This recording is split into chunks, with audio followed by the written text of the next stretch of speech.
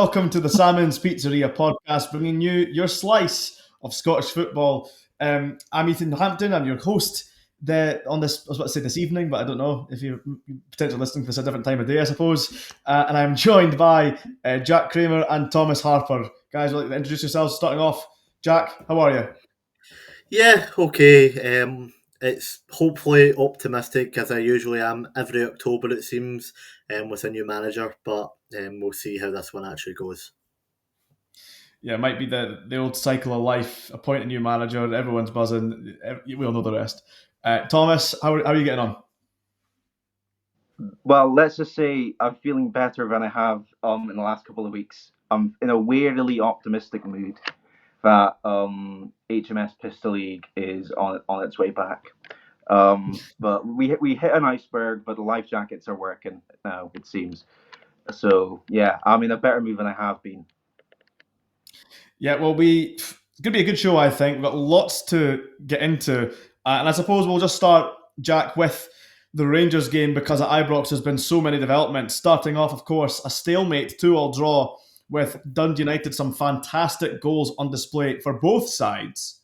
And this is obviously the game prior to Danny Röhl being appointed as the new Rangers manager. So the first thing I want to ask you, Jack, just in terms of the game, how things went, was this a case that Dundee United showed up and were very good? Or was this a case that Rangers still struggling to kind of find their footing? Well, for the latter days of Martin, it was really bad in the first half, chase it and be quite better in the second half, but ultimately not do enough. In this one, we actually were really good in the first half and well-deserved a lead, probably could have been 2 or 3, and then in the second half, take the foot off the gas. Dundee United get 2 goals, 2 wonder goals really, and then we're kind of chasing it at the end. I don't think Stevie Smith could do too much. I don't think he could change too much from Martin's style, which held him back a bit. Still feel we should have won. On the bright side, but we didn't really gift goals, which we've been doing all season. If you remember, like back before Rangers were rubbish years ago, when teams would come and get a result at Ibrox, it would be wonder strikes, which hasn't been the case. It's been us gifting goals. So, I mean, that filled me with a bit of hope that the fact that they had to score absolute belters to get the result. But, yeah, it was really just get through that game and get to the new manager, whoever it was going to be at the time. And obviously it's Danny Röhl now. Yeah, because, I mean, I thought the opening goal from Asgard was a fantastic finish. But arguably, it's not even the goal of the game. I think for me, that the strike from Craig Sibbald is absolutely outrageous. And the way it's worked as well from Muller, taking it on the chest to control, to lay it off for Sibbald. Yeah, it was fantastic stuff from Dundee United. And even Trapanovsky, that was a pretty bold celebration as well at 1-1, 66th minute, to take a shot off and kind of mimic Leo Messi from an El Clasico several years ago. That's a man who said an Instagram post. Yeah, that goes without saying. Premeditated Instagram post, 100%. Yeah. But from the looks of things, of course, United fans seem to be pretty pleased with how they turned out at Ibrox and managed to get the point. Although they'll be a bit disappointed as well that they had the lead when Sibbald scored. And of course, Rangers managed to pull it back. And who else than James Tavernier seems to always kind of pull Rangers out of the danger. The captain stepping up again. And notably, is it Michael Moore? Is that his name? Mikey Moore. Mikey Moore. Yeah, Michael Moore's someone completely different, isn't he? That's a film tonight. So Mikey Moore with the assist as well. Yep. Is there any more aspects to this that we're missing? You said about Stevie Smith could change an awful lot, but you've got someone new in the door through Danny Röhl. Now, what are the thoughts? Because we all know through social media and I guess media in general, he was the third choice after Kevin Muscat and help me out here, I'm forgetting. Steven Gerrard. Gerrard, that's right. Steven Gerrard and Kevin Muscat both declining to take on the job. What's our early impressions of Danny Röhl, Jack? Well, he talks well. Sheffield United Sheffield Wednesday fans, I better get that right, seem to have a very high opinion of him. He obviously worked under really, really difficult circumstances. Anyone that knows what's going on at Sheffield Wednesday just now knows it's an absolute basket case with the owner above. And he done really well. He took over a team that I think had 0 wins from 12 and got them relatively safe mid-table. And then they were going for the playoffs last year, and then obviously everything kind of kicked off with the owner and they fell away a bit. But I mean, he's a good coach. You don't work at places like Bayern Munich and the German national team if you're not a good coach. But Michael Beale is a good coach, and it's about translating in that. It's the leadership that's the issue. He'll be a great coach. I think he'll probably have his playing. Well, I know he'll have his playing better football than Martin because surely it can't get any worse. But it's about the things other than the tactics. It's about being that leader, man managing. It's the stuff that have set the good Rangers managers apart from the not so good ones. It's dealing with all these other things that come with being part of an old firm team where there's just so much going on, there's so much pressure, you need to win every week, and you can be as good a coach you want, but if you've not got that mentality, then you're not going to succeed. And I don't know if Röhl has it. He's not really had a place in his career so far where he's had to show it at a top job. So yeah, it's really just kind of sit back and see what happens. Whereas with Gerrard and Muscat, you kind of knew how that would go. This one's a bit of the unknown. Yeah, I mean, the only thing I really knew about him prior to getting the Rangers job was I remember Josh Windass, I think it was the Open Goal podcast, was kind of bigging him up, saying that he was great coach, great with the boys kind of thing. So the impression I've got of him was purely based off that, and I remember it being something quite positive. And yeah, when I did my research, you're right. Sheffield Wednesday looked to go in a bit of crisis mode, and he seemed to leave. And now they're actually in a bit of a mess. And for future reference, Jack, if you get the two Sheffield teams confused again, very easy way to remember the difference is that video. The guy in the stand, he's like, "Come on, Wednesday." That makes me think of one of the topics we were talking about before we came on here. Well, yeah, Thomas. Of course, Aberdeen kind of see Rangers as like rivals. So, how do you feel about the Rangers appointment of Danny Röhl? That seems like you're trying to put words in my mouth here. That's going to cause a riot on Twitter. I think it's one of the. I think it's a good decision. I can understand why they've done it because it seems like from what everybody's spoken about him, he's a decent with man management, which is for the type of mentality in this Rangers team right now. You need to manage egos. You need to manage these expectations. Personally, I think it's got a proven track record. I would say of the three names, I would have said Muscat and Röhl would have been the ones I would be more wary of. But yeah, personally, I think that's a good decision. But I thought Russell, to sound like a certain transfer Scotland, I thought Russell Martin looked like a decent decision on paper, but with the way he set up in England, but things can change. This league can be a bit difficult to transition into if you're a foreign coach, but then again, Tallinn, for a spell, and Askew have seemed to have done a decent job of it. So yeah, personally, I think it's a decent enough choice, but time will tell. Yeah, absolutely. Because, I mean, that's an interesting point when it comes to Danny Röhl. He's got a good coaching background, but taking on a job like Rangers, especially with the setbacks, when you consider, obviously, this season is almost kind of like a write-off. If he manages to get Rangers back in the race, that will be deemed an accomplishment in itself. And so he's going to have to overcome all these new kinds of challenges with the road this takes. But I guess he's just going to have to roll with the punches, isn't he? I knew a pun was coming. I was trying to think of a pun as I was talking, but it's actually pronounced Röhl. Röhl. Yes. No. Did you get an N5 of German by any chance? No, I just heard him say it in his press conference. Fair enough. I got a C at N5 and I didn't know that. Oh no, I failed. Don't worry. But no, like I said, that'll be an interesting one to watch develop. Because I mean, when it was Steven Gerrard initially being spoken about, my first thought was, well, you know what, Steven Gerrard, it's the same job as it was before, effectively, right? There's not immediate pressure for domestic success, but what there is there's potentially a couple of years to build and then look to gun for the league title. So it looked like it was going to be another rebuild job, especially given if the perception of Rangers right now was that the summer window was also a disaster, then that's going to take even more time to kind of fix these errors.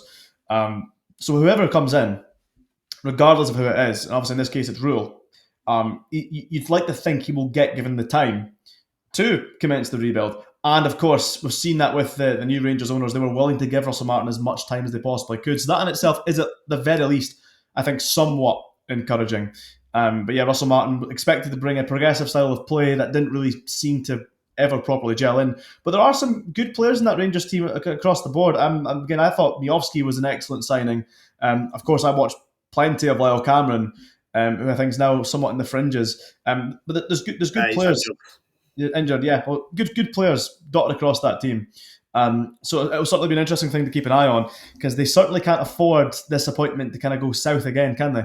I found the discourse surrounding Röhl quite interesting from Rangers fans online, because there's a lot of talk about him being yet another yes man, like for Tellwell and Stewart. But he's just going to agree with the board, everything's saying. He just left a job at Sheffield Wednesday where he wasn't getting what he wanted. I found that discourse incredibly, a little bit stupid, to be honest. But it's not. But emotionally, I totally understood it, why people kept, because that also there is a different sort of pressure. You're correct, but also Celtic have never looked this average. They've never looked this average. So if I was a Rangers fan at the moment, I would be absolutely furious that Celtic are looking this average and Rangers look worse, and Hearts have somewhat taken their place at the moment. I will happily segue into the Celtic chat, because of course on Sunday history was made. Celtic suffered their first defeat at Dens Park in 37 years. 1988 was the last time Dundee claimed a victory against Celtic. Tommy Coyne with a lone goal of a 1-0 victory. I don't know if you guys caught the game. I was obviously there, and I was obviously delighted with what I'd seen. I don't think anyone saw it coming. I think that's fair to say, especially with Dundee's last outing at Pittodrie. They got mauled 4-0, never competed at all against Aberdeen. A fragile Aberdeen at the time, worth saying. At that point, Aberdeen hadn't scored a single goal in the league. Bam, bang, boom. They win 4-0. Absolutely cruised it. So I think maybe perhaps Dundee could have been seen as the fragile team hosting Celtic, but that wasn't the case. Dundee, where they had looked in previous games slow when they win back possession and no imagination, no creativity. This was completely the reverse, and it comes from the training ground. They had a bit of they had a much better structure. They're looking to hit Celtic on the counter quick. They could not handle Cameron Congreve. He was absolutely outstanding. He got one official assist and one unofficial pre-assist, because I think when own goals happen, they don't actually count assists and stuff. It's woke nonsense, to be honest. But yeah, Cameron Congreve, excellent. Ethan Hamilton in midfield with Paul Digby for the first time. Dundee, maybe now with everyone available, have just found the right lineup to get their rhythm together. We will very much soon see. But as for Celtic, that's their first league defeat of the season. There's now a bit of a gap between them and Hearts at the top. So I guess we'll start with Celtic. I will talk a bit more about Dundee. I'm itching to talk about how great Dundee were. But just because it connects to your point, Thomas, Celtic have never looked this average in our lifetime. People are even beginning to talk about Hearts potentially having a legitimate title challenge.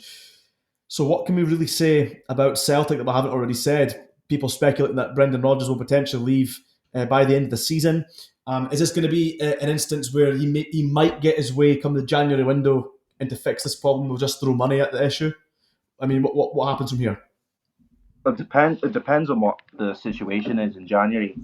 But Sunday at Tynecastle was already looking like a juicy game. But my God, if Hearts win that, then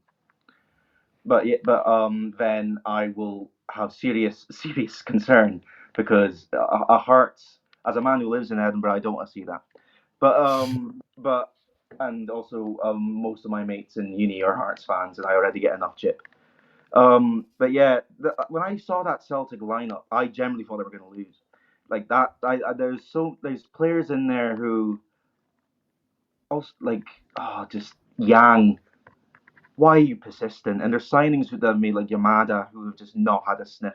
There's some of their. I find the Celtic stuff about them getting annoyed quite funny because they've won so much compared to everybody else. But they do have a legitimate gripe of their finances and the amount of money they've made and the amount they've spent and the lack of progression. That's a legitimate gripe. Like I'll give them that. But they look so passive and poor and just like yeah. If I was Rogers, I'd try and get out as quick as possible. But I think he's going to leave. I think he's clearly at a plateau now with the quality he can bring in, the amount of players that were saying no to them, and the tight arseness of their negotiations. Like they're not going to change. So why should I change for them? That's what I would be like if I was Brendan. But yeah, also Tierney looks like a shadow of himself, but like his knees are still made of plasticine. But Well, I watched a lot of Tierney for Arsenal, and I highly rated him at Arsenal, even towards the end. But I believe that the Celtic consensus, at least from the inside, I don't know how the fans feel, but the inside that they're saying it's a fitness matter, that they're struggling to get into full fitness. And they actually weirdly tried to blame Arsenal for that, as if like Arsenal should have, as if they have the right that Arsenal should be playing Tierney for Celtic's benefit, which I thought was bizarre. But when you say about Brendan Rodgers getting out there as soon as he can, my feeling is he would, at the very least, still kind of look to see the season out, win the league, and yeah, because it's a bit of a shambles. But you might remember. I mean, I think Jack probably remembers this. The reason Brendan Rodgers came to Celtic in the first place was because Rangers were on their way back to the Premiership, and they had that shock cup victory against Celtic. So when Ronnie Deila was sacked, they really pushed the boat out to bring in a manager of Brendan Rodgers' calibre. And arguably right now, Brendan Rodgers is a better manager now than he was then, because in between he's went off to Leicester and he's won the FA Cup. He had Leicester as a European semi-finalist side and everything. So is it going to be a case that Celtic will be very much relaxed about the situation until it looks like Rangers or Hearts, that there's going to be serious competition? Will it take Brendan Rodgers to already be out the door for them to kind of get their act together? Well, I think they already have serious competition from Hearts. If you look at it, like if Hearts win at the weekend and Rangers win at the weekend, knowing how bad Rangers have been, the gap between Celtic and Rangers will be smaller than the gap between Celtic and Hearts. If Hearts win on Sunday, then Celtic are in real bother, and they're not really from the board, but from the fans. The fans are going to be on their case. They should be walking this league with the state Rangers are in. And as good as Hearts have been, Celtic cannot afford to fall behind them, because it's just going to get more and more toxic from the stands, and that's going to go into players, and that's going to make it even more difficult. Whereas at Tynecastle, their fans are buzzing, they're delighted, they're going to be cheering the players on. Like, it's going to be two completely different atmospheres to play in while going for the same sort of thing.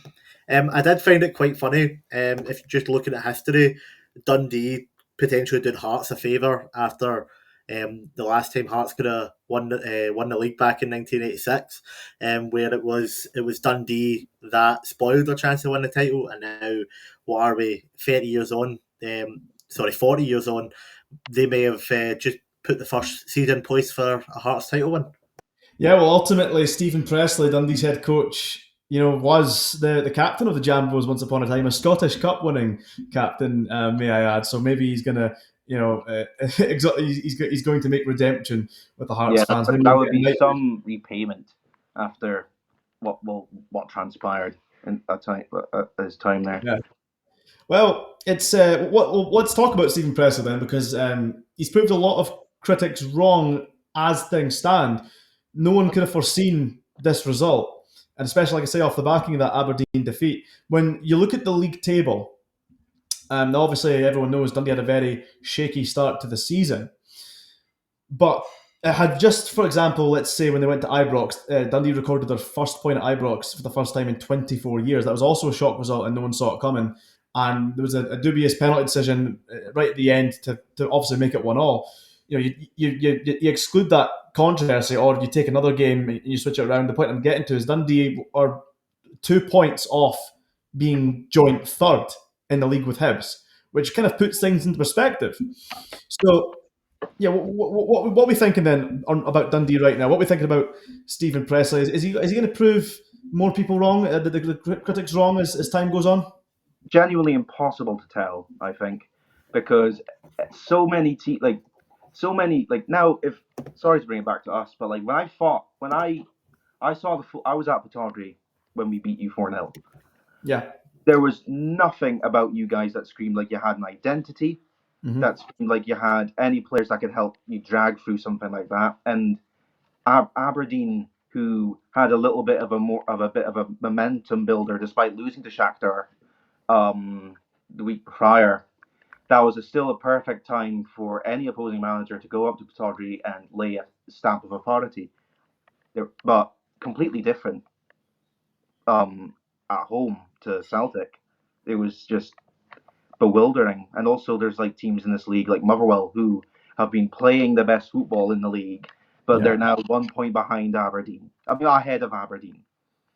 It's like it does like I think it's unpredictable to tell how good of a job he's doing, but he's definitely starting to shush a couple of folk.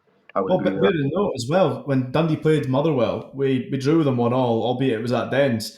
With Simon Murray missed a sitter, it was very close for Dundee being deserved winners in that game.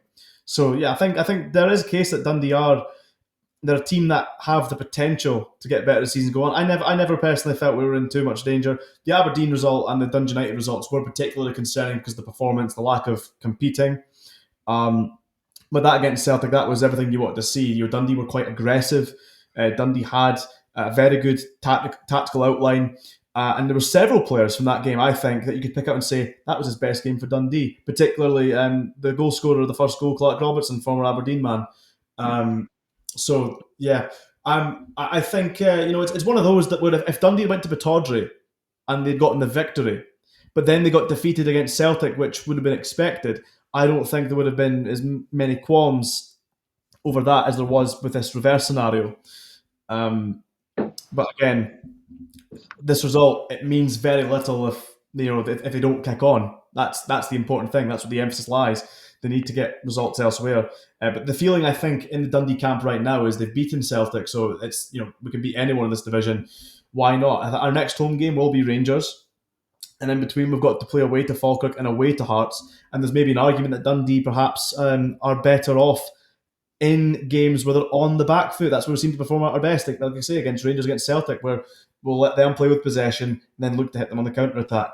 And away to Falkirk, away to Hearts could be those kinds of games. Or obviously, the same can be said with home to Rangers. So as we say, I think there's enough to see that there is foundations, there's building blocks at Dundee that are beginning to become a bit more clear. I remember saying that a couple of weeks ago, but this is they've gotten that reaction. They've kind of shown that that they're not the kind of team that just kind of lie down. There is a bit of a mentality to kind of fight back and win in the fashion they've done. Because realistically, if Dundee had won that game 3-0, I don't think there would have been any gripes as well. Because Dundee, whilst the creation of chances between Celtic and Dundee was probably level, the quality of Dundee had the better chances in the game compared to Celtic. Because it could have easily been 3-0. Kasper Schmeichel made 2 very good saves.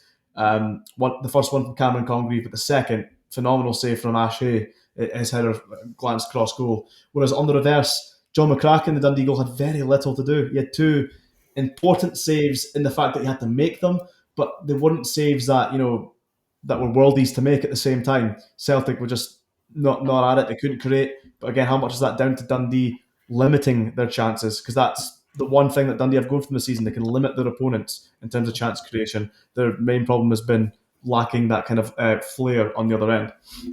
Talk about Celtic Football Club at the moment if Clark Robertson is winning man of the match against you. Well, it was actually Cameron Congreve that got the sponsor. Well, did Clark Robertson get the TV one, the Sky Sports one? I'm not actually sure. I thought I saw a video of Congreve giving it to Clark Robertson. Oh, maybe he did. I obviously didn't watch the game on Sky. I was there, so I've completely missed that. Yeah. I saw you looking very happy on the Sky cameras. Did you have an input there, Jack? Sorry. Yeah, so we were talking about how Brendan Rodgers looks like he's done. and he looks like he's checked out. I'd put the same on Cameron Carter-Vickers. For years, he was this big, solid, imperious defender that you were afraid of for your attacker to go up against. You're like, no, he's going to be a real issue for us today at the back. It doesn't look that this season. He looks like he's majorly checked out as well. He's not the player he was, along with, you mentioned, Tierney. I think that's an issue for Celtic. They don't have that absolute unit at the back anymore. Do you think maybe they just games where Scales gets targeted as well? Scales is one of those weird centre halves where when he has a good game, by God, he's good. But there's too many times where, like, Congreve sat him down on his arse. I think it was Congreve, but it was just turned him inside out, and that's a 19-year-old who is on the fringes of Swansea City's team, doing that to somebody who's won man of the match in the Champions League. So it's just, there's so many. I thought, it's just such a weird situation over there. He's just been fantastic, Cameron Congreve, for Dundee so far. I've got a Substack piece that I'm hoping to get prepared and dished out tomorrow. And I can't remember the exact figure, but it's something like, with the assists that he's gotten for Dundee, because he's yet to score, but the assists that he's had for the club, and compared to the points that we've got in the league table, effectively his assists have won Dundee it's something like 77% of our points, something mad like that. Again, if you want to know the figure, read the piece. We'll just plug that there. I think my name's Ethan Hampton on Substack. I'll need to double check. But yeah, we'll just one more thing on Celtic before we move on. Do you think it's maybe a case that Brendan Rodgers just needs to shuffle more with the squad that's available? Is it maybe a case that, if Cameron Carter-Vickers isn't the golden boy that he once was, is it maybe just time to give someone else in that squad that starting opportunity and see if they take the chance of both hands? Because of course they've got talented players on the bench that sort of bit part. I mean, Luke McCowan for me is an excellent player. Of course, I'm going to say that. But could someone like McCowan, for example, does he deserve more chances to start in midfield? Does someone else deserve chances to start over Carter-Vickers? Is there another striker that perhaps is more deserving in the ranks than Iheanacho, just because Iheanacho happens to be a big name? They literally signed a centre half on loan from Manchester City, Simpson Pussy, who Simpson Pussy. I'm gonna say Pussy because it sounds more adult. They signed from Manchester City on loan, and that's gonna get clipped. Pussy. I'll just call him the 19-year-old Manchester Simpson. That guy. They have a guy in the reserves who's playing who's refusing to apparently to train with the B team. So why not just send him up? But yeah, I wish I did not mention that bloke's name now. Who's everyone's favourite Simpson character, unrelated? That's gonna. Sometimes Skinner has some great moments. Mr. Burns. Mr. Burns? Yeah, Mr. Burns is good. No, Willie? Groundskeeper Willie? I find it absolutely hilarious that man's from Kirkwall. I prefer the Celtic centre half to Willie. that went so much flatter than I expected to. That sounded so much better in my head. Do you know what? Skinner might be Skinner for me as well. I think he's the one that maybe makes me laugh the most. I started watching. I didn't finish the video because I was pulled away to do something. But there's still steamed hams memes coming up, and there was a 46-minute feature-length short film of that situation, but way more dramatical, and it's so good. I don't suppose you've seen my one then. When there was the Dens Park pitchgate between Dundee and Rangers, I'd done my own steamed hams and I had to kind of voice act in it as well to change certain words. I didn't actually, but I wish I did. Yeah, Skinner has the Dundee badge on his face and Superintendent Chalmers has the Rangers badge. So when he comes up the door and there's a fire, of course he says, "Good Lord, what's happening in there?" It's my voice is going, climate change. At this time of year, located entirely within Dens Park. Yeah, exactly. Located entirely within your stadium. Yes. My favourite, I came up with one very recently that was, if you remember Ken Brockman, I think it's in one of Treasure Horrors, where he goes, "And I, for one, welcome our new insect overlords." I done one where it was, "And I, for one, welcome our new Jambo overlords." Oh yeah, so yeah. I shout out to Callum Blythe. He did a quite decent video on Aberdeen's current, well at the time, awful form. Oh, And he did a wee Jimmy sing song Keelan. of the Flintstones, but we had like Talene's face over Homer Simpson, and it was I'm gonna hit so it. weird, so It was weird. it It's was very funny. Teelan, Jimmy Teelan. He won the Scottish Cup with Aberdeen. Yeah. What's in the water in Kirkcaldy? And then it was something. Now he's bottom of the league. Yeah, yeah. Good. No, Yeah, that's shout out to Callum. Well, on that note, Jimmy Tilleen, Aberdeen, he got a big win away in Paisley. Thomas, you can talk us through it because St Mirren initially down to 10 men by the 81st minute, but then it was a moment of brilliance on the 96th to win it. And, we talked about the screamers at Ibrox between Rangers and Dundee United. I think the masses would probably agree that this one's goal of the weekend.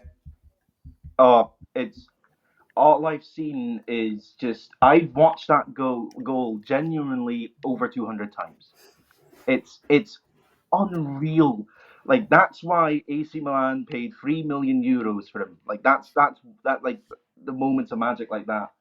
I saw Super Marco merch, obviously ripping off Super Mario. I saw people like splitting up a clip. I saw Sky Sports make a clip of the Berbatov spin, and putting it on to Marco Lazic's goal.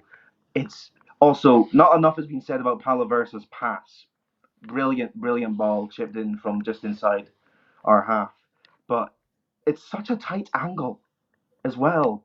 Like I know, I think Jamal George had a little bit of an injury It's concern one going into the fluid game. movement as well, isn't it? He doesn't think about it. He just does. He just does it. Yeah. Scott Cancer's dignity is likely diminished. If that happened to me, I'd retire. I'd not show my face ever again. But yeah, it's I can talk about that goal for ages. I put up a tweet on Twitter of dubbing over Brazilian samba music over the goal. It genuinely is like no, it's of another class, that goal. Like that's why a big boy in Serie A bought him for a lot of money, and we got him for free. Well, that was Aberdeen's. Let's see, I've got it here. They ended a winless league run in Paisley for almost 7 years. So they didn't have the best record going away to St Mirren. It was actually a bit of a bogey ground for them.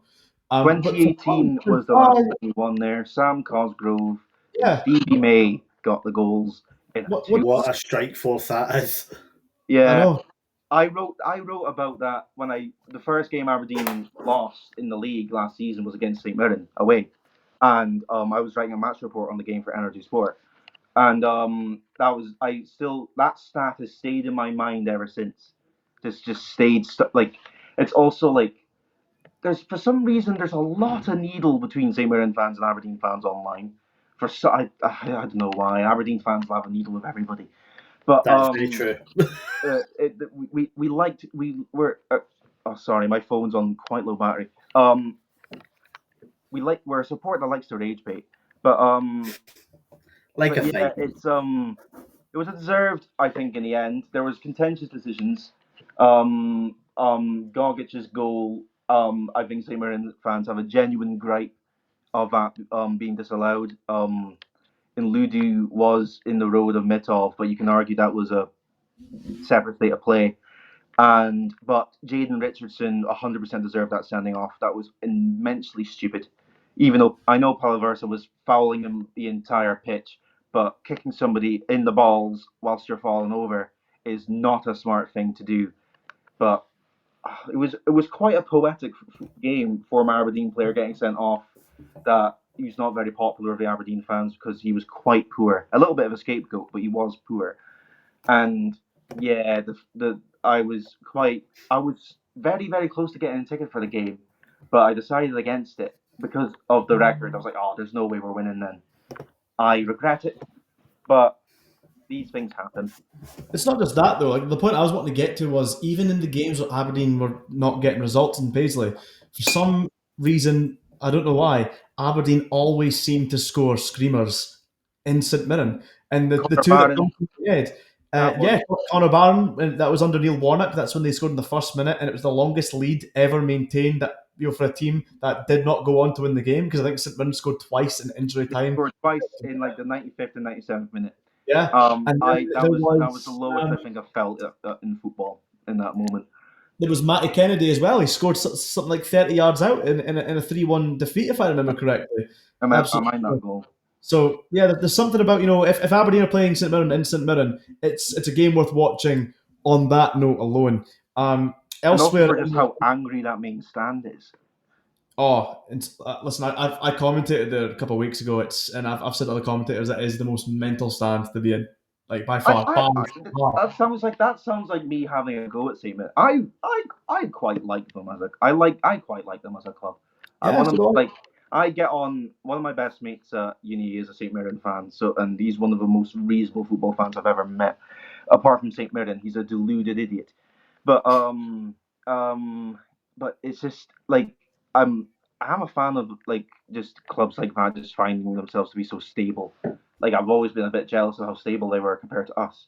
But it's just, yeah, just what a way That's to end. It's every decision, even if the referee's absolutely spot on. It's like, oh, they've got the Oh, pitch. the ref was awful for both teams. He was But awful. we've got other games to go into though, and the one that catches my eye the most is Motherwell with a home defeat to Falkirk. Now, if you guys seen the highlights to this, that disallowed goal to begin things off through Motherwell, that's absolute fucking disgrace. Agreed, 100% agreed. Like Saeed has been quietly one of the best signings of the season for me. He's like, was it Brad Spencer who fouled him in the build-up, or he fouled in the build-up?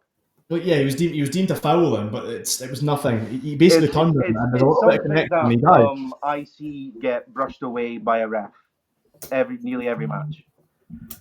Sometimes I feel like referees like use VAR even if they don't need to use VAR.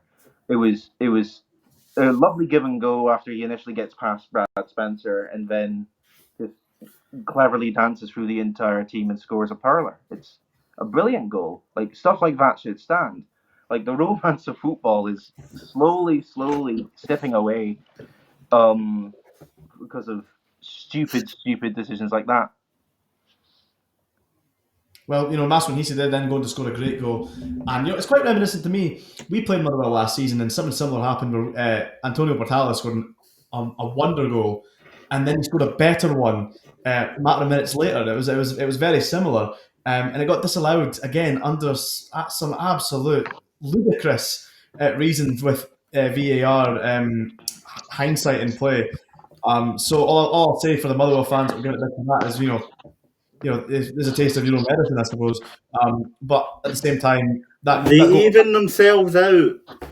it was a great goal from Masson Hisse. Calvin Miller in acres of space for the equaliser. So I have no idea what Motherwell are playing at there. But Falkirk, good team, very good team going forward. Yep. I think they're similar to what you could have described of the Tony Docherty Dundee team last season. Good going forward, but very open at the back. And Scott Arfield with the winning goal. Lovely moment of quality. And as we say, Motherwell play the best football in the league, and that was quite a big defeat, a home defeat to newly promoted side. All credit to Falkirk, and it just goes to show that this league is tighter than one can anticipate. Yeah. Oh, Falkirk have really impressed me. I know they've not picked up results, but just they've came up and they've not changed their philosophy, and not in a way where like Russell Martin at Southampton, where it's like you're getting beat every week. But they still get their fullbacks forward. They still have the two wingers doing their job. Scott Arfield's coming in behind. McIver being the big target man. Scott Bain's actually really impressed me as well. But I think Falkirk have been a real asset to the league. I just feel like they've got a good fan base that's, despite not having that fourth stand, it's still a good place to go. and they play good football. They don't just do, and no disrespect to Livingston, they've got a modest budget to do what they have to do. They don't just play this turd stuff. They actually take the game to teams, and I think they are a real asset to the league. And I have been really impressed by the way they play football. Yeah, I mean, They're good. They're in my eyes, they're a good mix of effort and talent. They're a club that I've always wanted to be back up in the Premiership, and I'm very glad. Like I have my partner is from there. The bar that he works at is like a Falkirk supporters bar. So like I have a soft spot for them because I have links to Falkirk now, which I never thought I would say in my life. But but yeah, like genuinely, like I've said this a few times now. I want Dunfermline back up, but as well, Neil Lennon's Dunfermline, as they're now known. There's so many of that in the Championship. There's also Scott Brown's A United. Well, not really Barry Robson's Rafe Rovers, but still a big name. They used to have Duncan Ferguson's Inverness. That was one. Yeah, he was an absolute. He was some sort of secret agent for somebody, surely for County or somebody. Big Roy, get the checkbook out. Well, see when you look at the league table just now, Motherwell, as you say, Thomas, they're only a point above Aberdeen. Dundee and Falkirk are both ahead of Motherwell as it stands. And it's bizarre because, I mean, it was just a few weeks ago, people were even touting for the Motherwell manager to be within a shout of getting the Rangers job. Or potentially the Aberdeen job as well, even though Talleen hadn't been sacked, but it was speculated. So, it's a case that, where's it going wrong for Motherwell? I feel like the easy answer is they're struggling to convert these draws into wins. I mean, they were 3-0 up at Tannadice not long ago, earlier in the season, and were held to a 3-3 stalemate. It's obviously, there's a very good team there, but there's got to be a form of naivety existing. The ending for that first goal from Calvin Miller is shambolic. When they went away to Parkhead, they looked quite comfortable until Callum Ward made that devastating mistake to bring Celtic back into the game. And I spoke to Gogsy, everyone knows Gogsy, 99, about Motherwell. And he said to me that Callum Ward gets into the team based on the manager's preference of playing out the back. And I think that's going to prove to be costly. Of course, goalkeeper is a massively important part of your team. And for me, the goalkeeper they've got on the bench, Oxborough, is the better all-round goalkeeper. And that's probably the one that they should be playing. And maybe if he's playing, you avoid that mistake at Parkhead, for instance, and maybe secure an historic result. So it's it's that always back to that key word. It's interesting and one to keep an eye on. I say that about Rangers, I say that about Falkirk, I say it about Dundee. I'm going to say it again with Motherwell. Because there's like I said, there's more games across the league that we've got to get into before the end of the podcast. We're now down to just the remaining two. I guess we'll just go straight for Kilmarnock and Hearts, seeing that obviously the talk of the tune are the boys in maroon on the top of the league. 3-0 victory at Rugby Park. And all they need is Claudio Braga. He's one of the players of the season so far. Annoyingly brilliant chant, by the way. Yeah. Whoever that man is who made that up and sent it to his mate in a WhatsApp note, I do applaud it. I wish we did something similar for Dante Polvara, but that's the only name that comes to my mind. I would like Braga, but that boy Braga's brilliant. Yeah. I've seen shouts of folk trying to slag off Jamestown, being like, "Oh, every team in the league uses analytics," but they have a proven track record of their analytics is just alien compared to everybody else's. They just can find gems everywhere. Like in that boy, Claudio Braga, 9 goals in the Norwegian second division, and now he's already scored 8 in a harder, better league. Just unbelievable how they find these people. I mean, one was a domestic signing in Harry Milne. He's been utterly excellent for Hearts, especially when you consider the shoes he was having to fill with the departure of the most impressive James Penrice. And Craig Halkett as well, getting himself on the score sheet. I mean, they're a very good set-piece side, that much is evident. I think when they'd signed the centre-half from Kilmarnock, I've forgotten his name, it'll come back to me. Derek McInnes absolutely loves him. What's his name? Stuart Finlay. Yes, Stuart Finlay. The record was after 2 months at Hearts, Stuart Finlay had scored more goals in those opening 2 months of the season than he had in the previous 6 years because he was getting so much joy from Hearts from set pieces. Hulk had So scored 3 and 3 as well. they just look like a very, very good all-rounded team. They're hard to break down. They're great going forward. They can supply chances from open play, from set pieces. And I'm a fan of the goalie that they brought in as well. Because obviously we know that Craig Gordon, for a good keeper that he is, he's has issues with injury. Xander Clark had number one gloves for a while, but now it's with Schwolo. He's got, I think it's over 200 appearances in the Bundesliga, and that experience is another thing on display for all to see. But I look across that Hearts team, your boys like Tammy Devlin, Beningame as well. These are quality players, and McInnes is getting an even better tune out of them than previously thought. So it all comes back to the managerial, or should I say, the head coach appointment of bringing down McInnes into Tynecastle in the first place. Just I it makes remember when me and you talked about this on the last time I was on. I said, I think I said this, that McInnes and with the managerial style and the data combined could be a match made in heaven. It is. There's also there's also something I think you guys failed to mention was they also, like, you did kind of touch on it. They have players who you can carry that team on their back. Kuridzis yeah. as another one who is utterly brilliant. They also have somebody to come in from Kazakhstan, I think, in January. I'm not going to bother saying his name because I know for a fact it's how to pronounce, and I've already said a name that's already going to get me into trouble. So, but yeah, just it's annoying to put for me because I think like I can say, like, probably for Hibs fans as well as Aberdeen fans, those three clubs have the exact same objective every year, and and also like the Hearts and Aberdeen seem to switch it about every year has never been more true because they're doing what we did last season. But it feels different this time because they look inevitable. Like they share a similar way to what we played when it seemed inevitable they would score, but they dominate games. They're better. They better than we were at that time because they play proper good stuff, and we were winning games by just pure effort and just not stopping. But they're dominating possession. They're good in transition. They're good defensively. They have players who can score in nearly every area of the park, including the centre halves. Like, And by the way, Kilmarnock are also a very good team defensively. So it says yeah, quite a lot for the Hearts team to go there and put three past them. Kilmarnock, from what I've seen, they've been pretty hot and cold this season. I thought Stuart Kettlewell was actually a pretty sound appointment. They're not a team that's in crisis, but at the same time, they're not really a team that's taking off. But then at the same time, like I said, this league is so tight.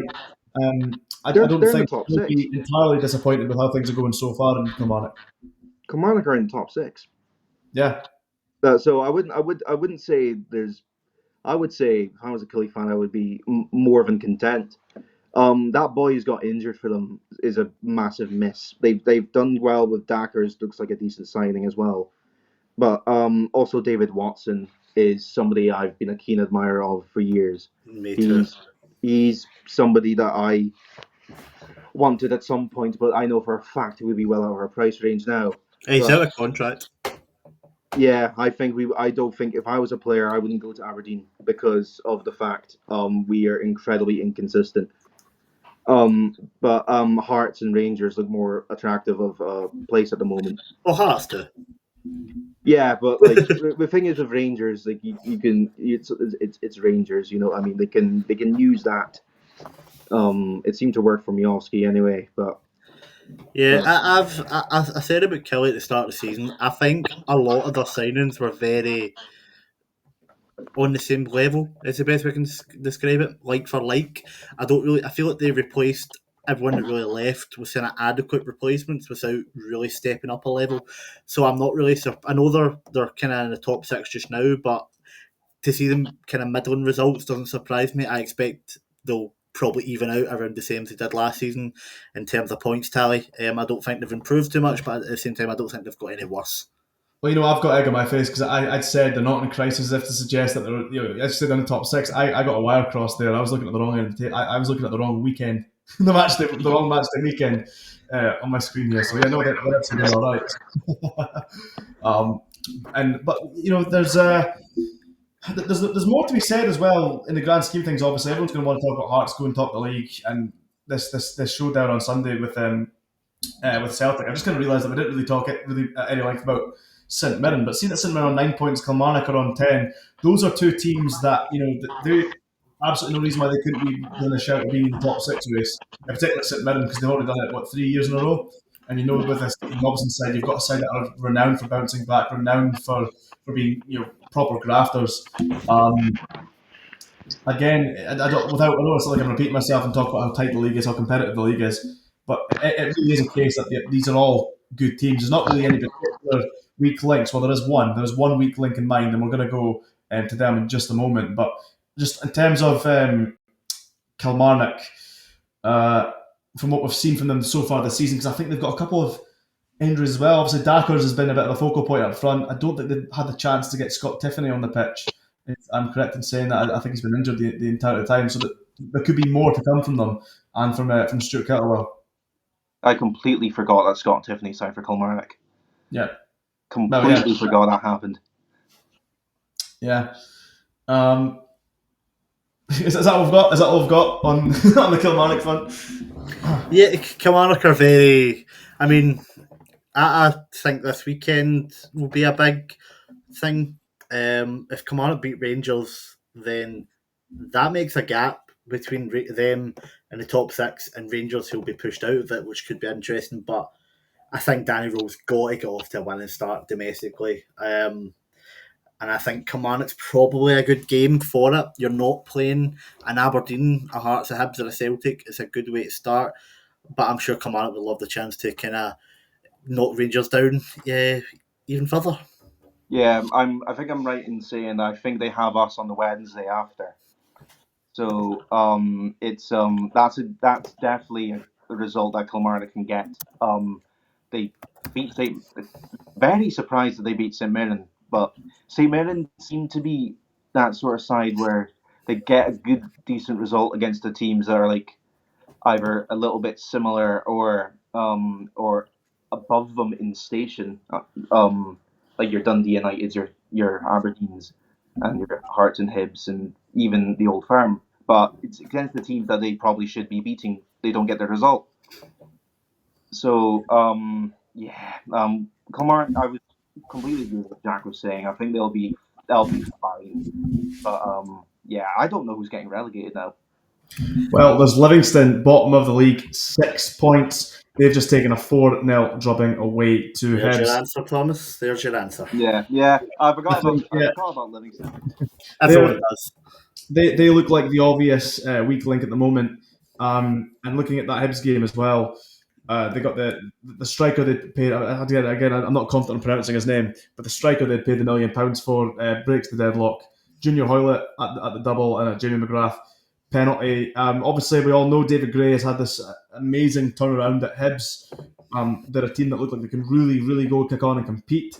Because the record they had last season, I think, was 17 games unbeaten, and it matched a record from 1948. And it looks like from this season, they're just kind of taking off from where they left off. And again, on the opposite side, it's still a struggling issue for Livingston in terms of defensive woes. I'm having a quick look at that Livingston lineup right now because I know they're without Ryan McGowan, which is quite a big miss for them because Ryan McGowan and Danny Wilson, they kind of came as a package deal in terms of the chemistry as a centre-half partnership. And with McGowan out, they went to a back three, Shane Blaney, Danny Wilson, and it looked like they had to pick back Mo Silla back there as well. And of course, it didn't really do them any good. There's a lot of criticism about their transfer recruitment over the summer. I was actually in kind of fighting the corner, saying that whilst they don't read as great signings on paper, what they do have is they're players that will suit the way that Livingston will want to play. So I guess it's two tales here, guys. Where we take this from. On one hand, Livingston, what have they got to do to sharpen up, to get better results on the board, to try and stay in this league? Can they perhaps take a page out of Falkirk's book, or is just that not going to be feasible? And on the other hand, Hibs, third place, 11 points. I mean, they're onto something good. It's the Edinburgh teams that are really carrying the flag for the Scottish Premiership this season. Thing is, well, with Hibs, I think it's a little bit different because I think Hibs could be a lot better. Yeah. They've too many draws. If we beat them on Sunday, we're 1 point behind them. And I would say, bear in mind, they had a good we've European been campaign this season, so they can definitely be a lot better. But there's players like I think it's Kilje, who they signed from the Swiss league. Very lovely turn. I think they've been easing him in with a little bit of fitness stuff and also adapting to a new league. There's been Hibs fans clamouring for him to start for weeks, and Boyle is looking to. Well, he's off the Boyle. I'll say the obvious pun there. People are thinking, or he's more of an impact sub these days, Martin Boyle. But yeah, and also a thing I had in my notes here, I'm weirdly happy whenever Junior Hoylett does well, because like he was a very, very good player for us in a dark, dark time during the Neil Warnock days. But yeah, it's also McGrath. I feel nothing really about getting a goal as well. But yeah, I think Hibs could be doing a lot better. But with Livy comparing to Falkirk, I would say Falkirk have players that can help push up the team up more than Livingston do. Like your Calvin Millers and I would say Brad Spencer could even be in that category. He's a good player as well. Like I would not say Connor McLennan or Robbie. Well, Robbie Muirhead's decent actually, but I wouldn't say those sort of players can help drag you up the table. For me, Muirhead's a bit of a maverick type, though. He can kind of pull a bit of quality out of the bag in certain moments. He'd certainly done that in the playoff final against Ross County. I don't know. Like for me, obviously, I touched on Ryan McGowan, his injury being quite a big deal. When I watched Livingston in the flesh this season, I mean, it was a very close game. Dundee won 3-2. Last kick of the game was scored to win it. But truth be told, at one point you felt Dundee were actually going to run away with it at 2-0 up. They got a bit somewhat fortuitous. So I think they're going to have to readdress quite a bit more than they would expect to try and adapt to top flight life. Jerome Pryor. We're almost at the hour mark. Jerome Pryor, that boy's good. Oh, he's very good. He's very good. He was the main reason he was probably the only reason we drew that game at Pataudry. We were creating a lot of chances and just nothing was going past him. Just absolutely nothing. I would say in that game, there's still the Livingston DNA of they work hard. They work really hard. And they're rough. They're rough. They know exactly what they're doing. They try to stop momentum. They're that's the politest way of saying they like to kick the shit out of you. that I can say. They like to stop the momentum on the front. They've got a Yengi up front though, which doesn't help. To be fair, we've dropped him since the January transfer window. Like he's not been in the squad at all. Livingston's one. So what you're saying about Livingston is they like to hit and run. Yengi, I automatically get annoyed. What you're saying about this Livingston team, though, is that they like to hit and run, which actually suits our Simpsons chat from earlier. And of course, what a game. They wear yellow too, don't they? And the man of the place is also bald and maybe a bit stupid. I don't know. I take it back. I like David Martindale. I wouldn't say he's stupid. No, I know it was a cheap shot. It was just for the. I know, but like that man has done a lot of work. He has, yeah. Zero money. A lot of work. A lot of work. Yeah, he's done everything. Zero money. Repairs the light bulbs himself. He'll put in every brick you see at the stadium was put up by himself. Martindale. I've mentioned this story several times on this podcast that I went to Livingston years ago. Before they had a media room, they literally just had a closet, and the guy do that now. security. Yeah, well, the security guy, the steward, he'd actually paid out of pocket to ensure that there was like tea and biscuits in that closet, and that really touched me. I was like, oh, like that's great. And he's like, well, he says, I know David Martindale's trying to push more for it. He says he's the assistant manager on paper, but truth is he runs this place, and between like kind of Dundee getting relegated, come back in the league, and Livingston doing the same thing, going back to Livingston and seeing like the difference in the stadium. They'll have their own media room, and it's up to a very good standard as well. Yeah, you can see single-handedly, from my experience anyway, just how big of an impact Martindale's made, not just in terms of the first team affairs, but just overall in the club. It's been utterly fantastic. Can't question. Quite a bit Um, better backing now through Calvin Ford as well. They've needed the fresh injection of just something for years. So yeah, It's not. It's they're not. going down. There's yeah, not too I much mean, you can do with that, with the lack of fan base, though, and being so close to Edinburgh. I don't really see where they get them from, so it's kind of limiting in that way. I know they finished top 6 at one point, but what can you really do? You're in a catchment area that is in between four clubs. Well, also like you can go to Glasgow from there as well. It's in the middle of the two, so you can just there's the two of the biggest clubs you can get in Europe, and two decent sized clubs and like big clubs in Scotland. Yeah. Right next to you as well. Like it's borderline impossible. I do feel sorry for them sometimes. when you say that about Livingston, what I will say is they never had money in the first place. With that, when No. they got in the top 6 and everything, what they were the best at things that money can't buy, and that's what they're going to want to try and replicate those teams. It was a team with a fair bit of quality as well. I remember going over there and thinking, that back three, fucking hell, what was it? It was Declan Gallagher, Craig Halkett, and Alan Lithgow. Just all the three of them were giants. Every free kick you had to get that, to bend a shot over the wall, near All enough elbows. impossible. And then did Liam Kelly in the sticks as well. Very good goalie for Livingston. Well, So yeah, that's kind of what they ideally what they would like to get back to, because they made cup final. Was it cup final? Yeah, they made the League Cup final, did not 1 year, and then a semi final, I think, too. Shortly afterwards, was it the final against St Johnstone? And then I want to say they made a semi final as well, but my memory is failing me here. But anyway, we look ahead, guys, to this weekend, and there is some tasty fixtures. What can we expect? I mean, the big one is obviously Hearts at Tynecastle against Celtic. Do we see Hearts getting the win, stealing the headlines? Aberdeen, of course, at home to Hibernian. As you said, Thomas, massive chance for the table to completely shift in that regard. Rangers at home to Kilmarnock. Will Röhl get off back to winning ways? We've lost Thomas. Okay, Jack, it's me and you. We're going to have to finish. He's not confident for the weekend at all, then. he just really did not want to talk about the upcoming games.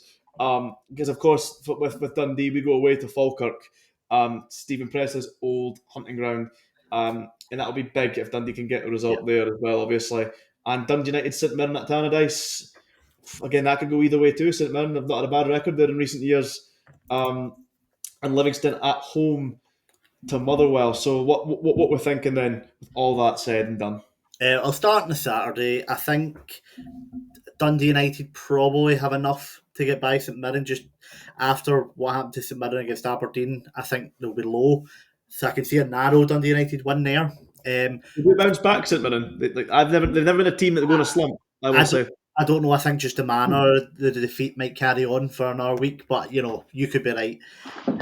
Falkirk and Dundee is Falkirk and Dundee's a tough one because they're very. I don't know. They're very different but very similar in a lot of ways. I don't. How often do you see it though? A team gets that win over an Old Firm side, and then the next week completely lose the momentum. It's a very common trait.